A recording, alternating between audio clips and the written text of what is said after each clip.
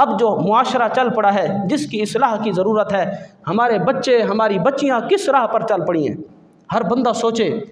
और याद रखो कि ये हम खुश नसीब आखिरी पीढ़ी हैं जिनकी माओ को टच मोबाइल नहीं चलाने आते। ये हम आखिरी पीढ़ी हैं, ये वो हम खुश नसीब आखिरी खेप हैं जिनकी माओ को टच मोबाइल के लाक खोलने नहीं आते। वो हम आखिरी खुश नसीबी आखिरी पीढ़ी हैं जिनकी माएँ सी यू या मिस यू कहकर बच्चों को घर से रवाना नहीं करती, कहती हैं जा पुत्र अल्लाह के हवाले। ये आखिरी पीढ़ी है।